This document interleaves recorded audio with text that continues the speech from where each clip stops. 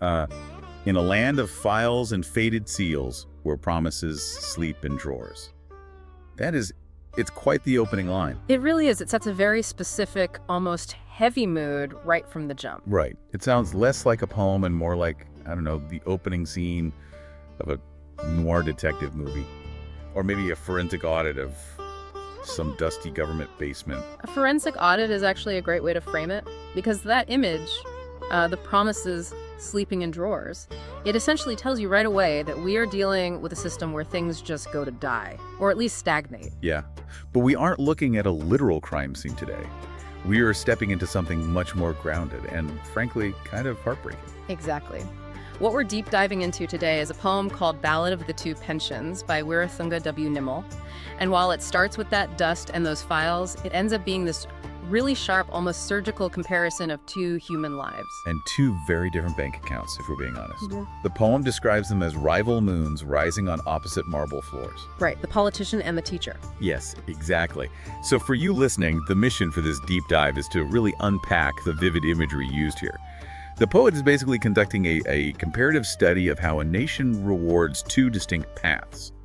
We'll be looking at the themes of social inequality, the true definition of service, and this stark difference between holding power and leaving a legacy. It's a heavy subject for sure, but the lyrical beauty of how Nimal constructs this social critique is just fascinating.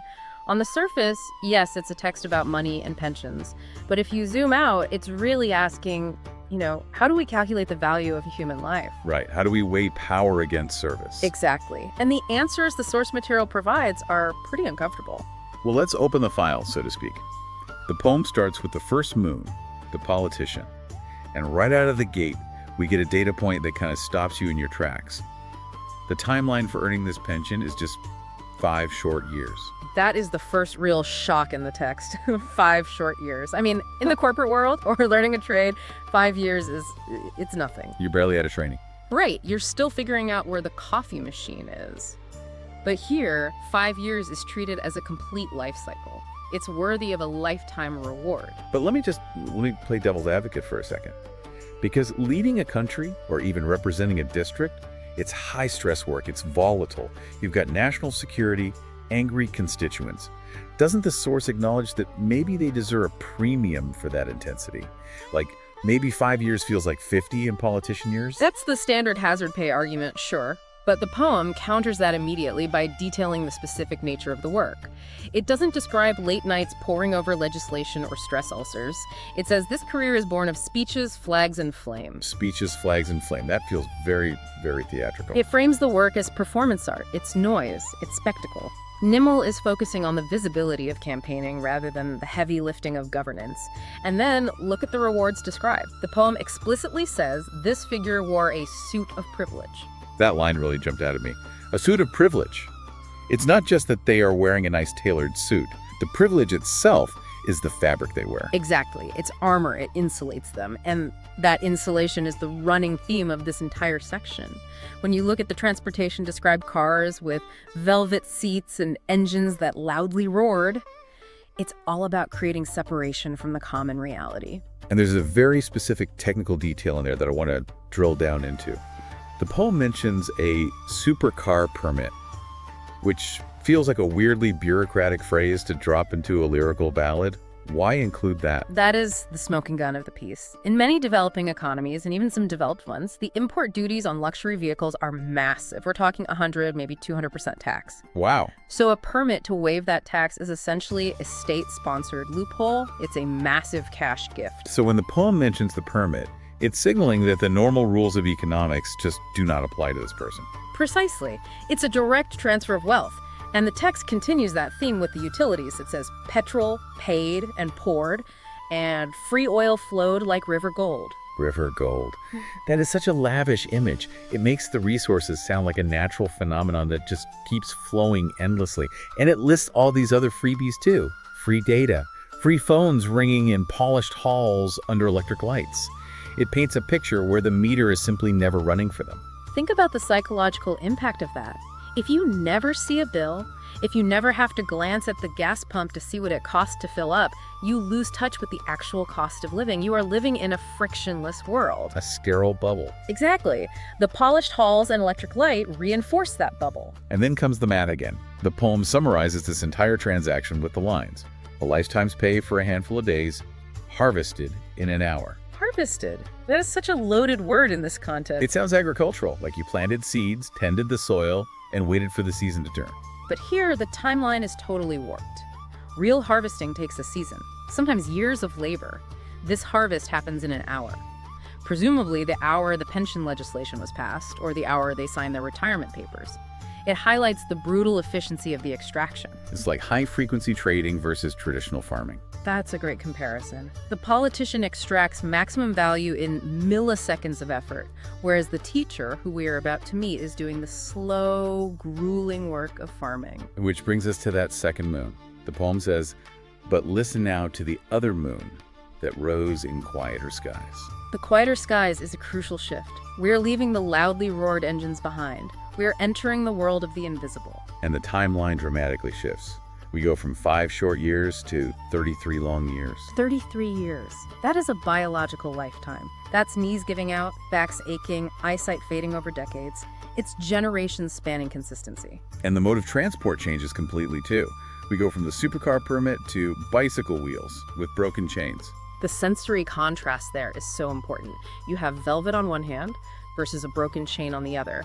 One is soft and silent, the other is mechanical, grinding, probably greasy, and instead of a suit of privilege, we get sweat in teachers' eyes. There's this one line that I think serves as the emotional anchor for the teacher section. The poem describes chalk dust as its jewel. On one hand, it sounds poetic, almost romantic, but on the other hand, it's just dust.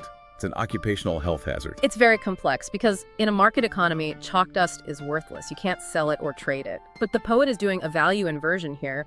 He's arguing that this residue, this physical evidence of standing at a blackboard for 3 decades explaining algebra or history, that is the actual jewel. It's the residue of giving, whereas the river gold of the politician is the residue of taking. Beautifully put, yes. But unfortunately, you can't pay rent with metaphorical jewels. And the poem gets very stark about the financial reality. It mentions a starting salary of $14.40. A number thin and small. Now, we don't know the exact currency the poet is referencing, and it doesn't matter. The phrase thin and small tells you everything about the purchasing power. It implies a constant, grinding state of financial fragility. You are always one bad month away from disaster. And their housing situation reflects that fragility. The politician was in houses grand and wide, but the teacher, they cooked its meals in hostel rooms with shadows on the wall. Hostel rooms implies transience. It implies you don't even own your own space after 33 years of public service. And shadows on the wall strikes me as an incredibly lonely image. It suggests a life where the work is everything and the personal space is just a sparse container for sleep. The poem actually calls this life duty intertwined. It's not framed as a career path, it's a duty. And that brings us to what might be the most dangerous inequality highlighted in the text. We can debate cars and suits, but now the poem shifts to biology. It shifts to healthcare. This part of the poem is just brutal. It compares what happens when these two figures inevitably get sick. The politician, it says, dines on plates of public funds and uses medicine flown from foreign shores. Stop and think about the implication of foreign shores for a second. This is a politician, someone who presumably helps run the nation. By flying in medicine or flying out for treatment, they are implicitly admitting that the healthcare system they oversee isn't good enough for them. That is a massive indictment. It's like the architect refusing to live in the building they designed. Exactly. And the poem notes that when pain arrives for the elite, the doors swung wide. There are no waiting lists. The operation rooms are ready swift as decree. It's almost as if the illness itself obeys their rank. Now contrast that with the teacher. When sickness came, it stood in lines where ceiling fans turned slow. That image of the slow ceiling fan, it is so incredibly visceral. It really is. I feel like almost everyone listening has been in that exact waiting room at some point. It perfectly captures the feeling of helplessness. The heat, the stagnation, the ticking clock. The fan is turning, but nothing is actually changing. The poem says, years of waiting, years of pain, where public patients go. Public patience. I think that's the key phrase. The teacher served the public for 33 years, But when they need help, being relegated to the public system is presented as a punishment. Meanwhile, the politician is never a public patient. They are a private VIP using public funds. And that leads us to the financial mechanism that underpins this whole divide. This is where we need to look at the mechanics to understand the moral argument of the poem.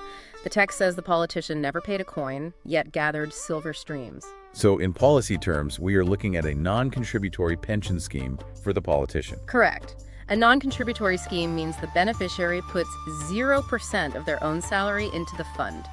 The state simply pays 100% of it. It is a gift, a golden handshake that lasts forever. And the teacher. The text says, each month it paid for future days, from wages lean and worn. That is a contributory scheme. The teacher is literally having to buy their own survival. They are taking money out of that thin and small salary, money they desperately needed for food or rent, and locking it away for the future. The teacher's pension is basically built from their own daily sacrifice. Every patient dawn, as the poem says. Yes. The teacher is getting a refund on their own sacrifice. The politician's pension, according to the poem's framing, is essentially loot. And when adversity hits, their reactions are totally different too. The poem says the politician shouted in the streets when justice trimmed its wing. They have agency, they have lawyers dressed in black, and they have the backing of police and law. Yeah. If their benefits are threatened, they can mobilize the entire machinery of the state to protect their interests. And the teacher, one pension suffered silently and never said a thing. Suffered silently. That is the real tragedy of a life defined by duty intertwined. A lifetime of discipline, of putting the children first, of keeping order in a classroom. It trains you to be compliant. It trains you to endure the slow ceiling fan rather than shouting in the street. So the poem has given us this complete forensic layout of inequality. We've looked at the car, the house, the hospital, the bank account. But then it pivots. It tries to answer the ultimate question. What actually lasts? This is the final verdict of the piece. The poem moves from the accountant's ledger to the historian's ledger. It compares the politician sitting in chambers cool and high to the teacher working beneath a burning sky. We're back to the heat again. The teacher is out in the elements, in the real world, shaping a generation's heart. And the argument here is that this is where the actual construction of a society happens. But let me push back on the source text a little bit. The poem claims engines rust and titles fade, and loud debates grow thin. But do they really? We build statues of politicians. We name international airports after them. We don't generally name airports after fourth-grade math teachers. Doesn't the politician actually win the legacy game in the real world? We build statues, sure, but that is external legacy. It's stone and metal. It's just a landmark. The poem is talking about something much more pervasive. It says, minds once lit by patient hands still blaze from deep within. Think about your own life, or anyone listening right now. Who actually shaped your moral compass? Who taught you how to think critically or sparked your curiosity? He was probably a teacher or a mentor of some kind. Exactly. The politician might be the name on the airport you fly out of, but the teacher is the voice in your head helping you navigate the world. That internal blaze is living legacy versus dead stone. That's a really powerful distinction. The physical trappings of power, the engine, they rust. But the human lives the teacher built, those continue to operate. The poem calls this the final balance. It says this balance exists beyond the vault and throne. It's suggesting a form of cosmic justice that isn't captured in a monthly pension check. It's a comforting thought that there is a scorecard where the teacher ultimately wins. But the poem ends on a very quiet, almost somber note. It describes the two pensions walking together down the evening road. One heavy, one austere. Heavy is such a fascinating word choice there. Is it heavy with gold? Heavy with guilt? Or perhaps just heavy with excess, bloated, while the teacher's legacy is austere, simple, stripped back to only the absolute essentials. And then we get these final lines. But history keeps a quieter book and writes more slowly, clear. A quieter book. We live in a world obsessed with loud debates. We often think history is being written in breaking news alerts or viral posts or speeches, flags, and flame. But the poet is arguing no. Real history is written slowly. It's the aggregate of millions of small chalk dust interactions. It suggests that the truth eventually settles out. The clarity comes with time. It does. When the noise finally fades, when the engine stops roaring, what is actually left behind? The generation that was shaped. The poem summarizes it perfectly. One fed on privilege and speed, one fed a generation. That really forces you to look at who the main characters of our society actually are. We spend all our time watching the people in the velvet seats. We are constantly dazzled by the speed and the shine, but this poem is a reminder to look at the bicycle with the broken chain, because that is the engine that is actually driving civilization forward. It makes you rethink the whole concept of service. We use the phrase public service constantly, but the text makes it clear. One of these figures is serving the public, and the other is being served by the public. And we, as a society, have designed a reward structure that heavily favors the one being served. That is the real sting in the tail of this poem. It doesn't offer a neat policy fix, it doesn't tell you who to vote for, it just holds up a mirror and asks, this is what we currently reward, are we okay with that? It's that slowly, clear writing of history that sticks with me. It feels like a warning. It absolutely is a warning. It's a reminder that while you might win the bank account in the short term, you might lose the quieter book in the long run. And ultimately, the quieter book is the only one that future generations keep reading.